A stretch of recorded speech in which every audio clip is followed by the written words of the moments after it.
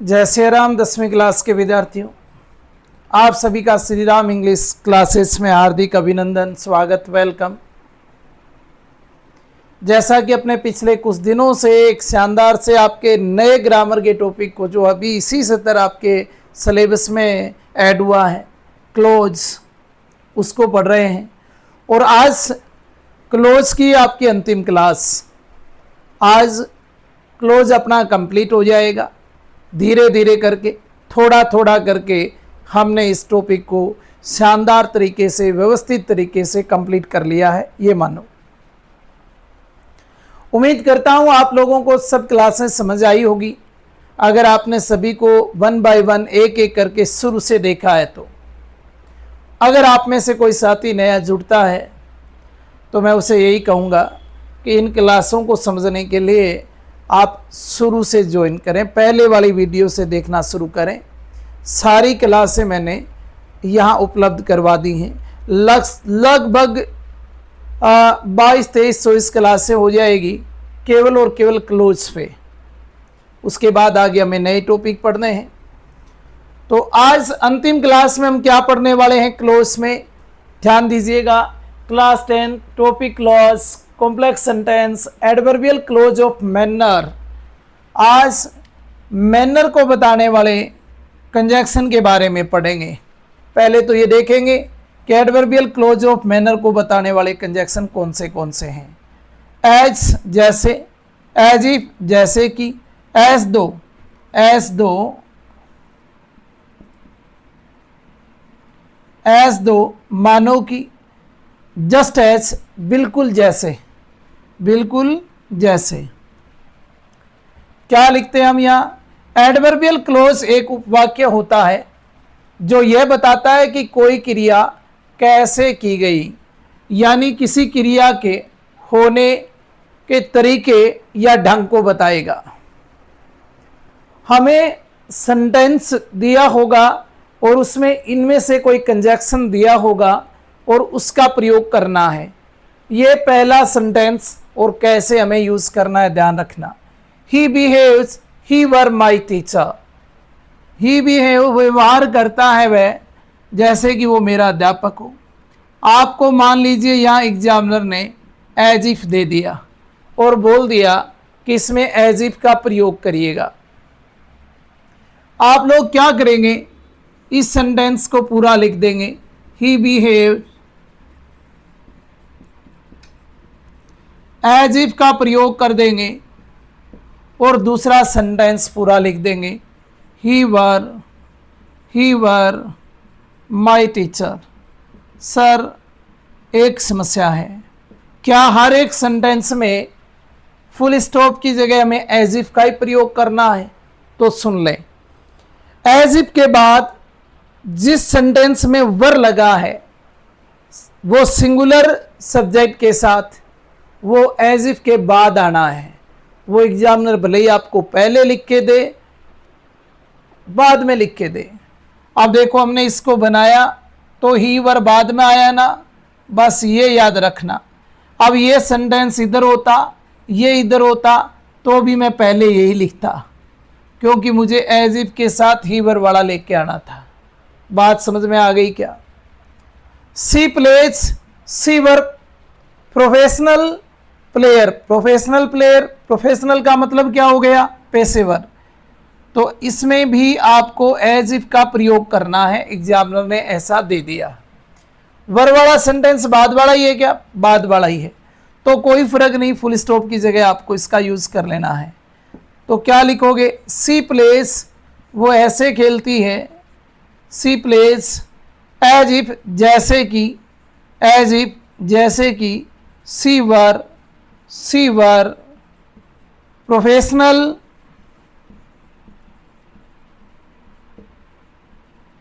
Player,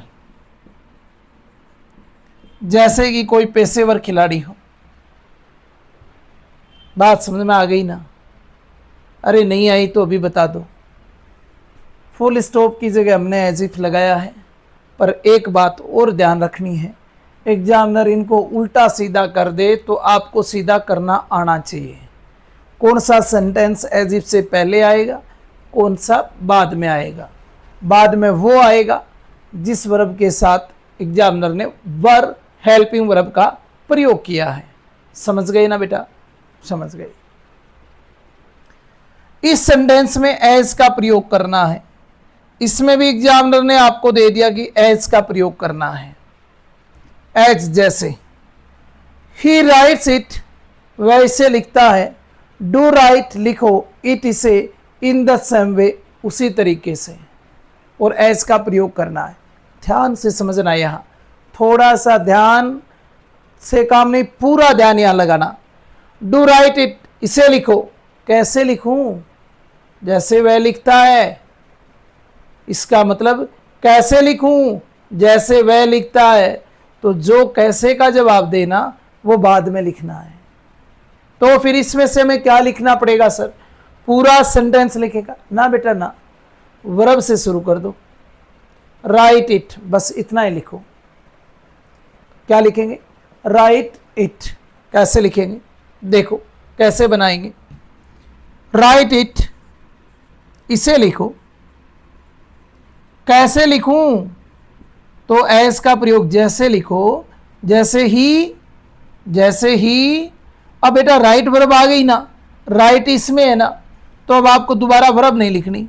अब आपको इसमें डज लगा देना है। सर डज कहाँ से आ गया? इसमें दिया ही नहीं है। डू दिया था, वो तो आपने लिखा ही नहीं। सुनो मेरी बात, इस सेंटेंस में राइट इट, इसे लिखो। कैसे लिखूं? जैसे वह लिखता है। तो हमने राइट इट को पहले लिख दिया। राइट इट, इसे लिखो जैसे कि ही राइट्स, लिखने की आवश्यकता नहीं है।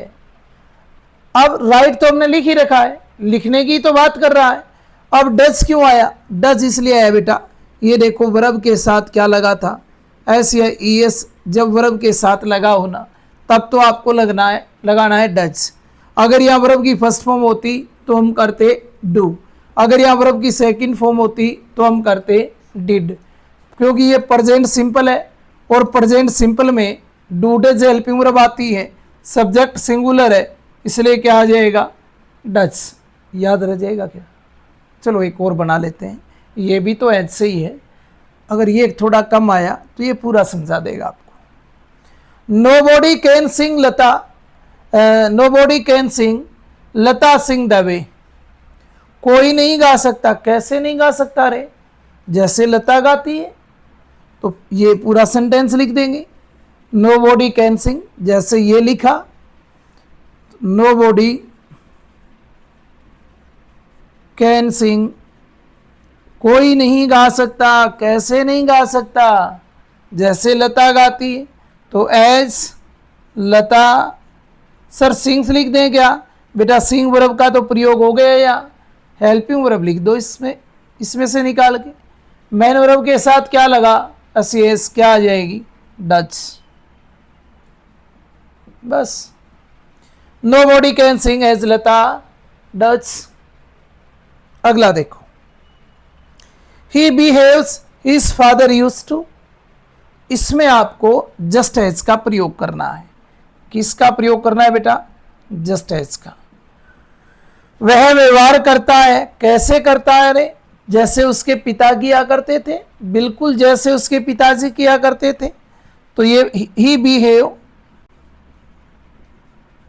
पहले लिखो, जो वो एक्शन प्रेजेंट में करता है, फिर जस्ट एज का प्रयोग करो और वो किसकी नकल करता है वो लिख दो। Just as his father, just as his father. और हिज फादर सिंगुलर है बेटा? क्या सिंगुलर है? किसकी बात कर रहे हैं? व्यवहार की बात कर रहे हैं। तो सिंगुलर सब्जेक्ट के साथ फिर क्या लगा देंगे? डज ही तो लगाना है। बस। बात समझ में आई क्या? एक बार में आ गई होगी, फिर भी नहीं आए, दोबारा तिबारा जितना भी आपको टाइम मिले उसके अकॉर्डिंग दोबारा देख लेना।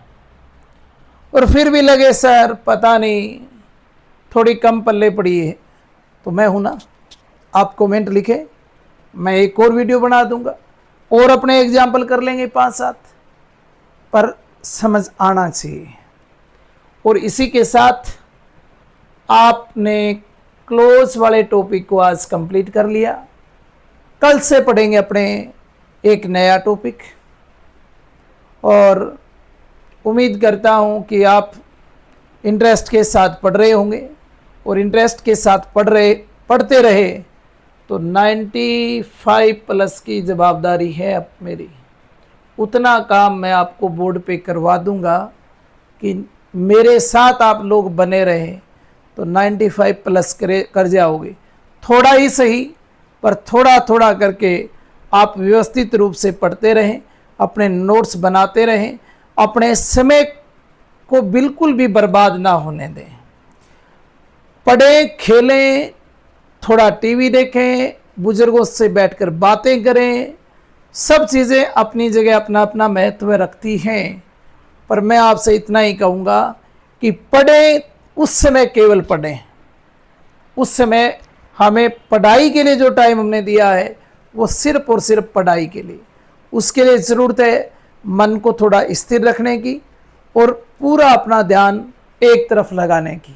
अगर आपने ऐसे किया तो सफलता आपके कदम चूमेगी। कोई ज़्यादा दूर आपसे सफलता है नहीं। आज के लिए इतना ही। कल फिर मिलते हैं नई क्लास के साथ, नए टॉपिक के साथ। जय श्री राम।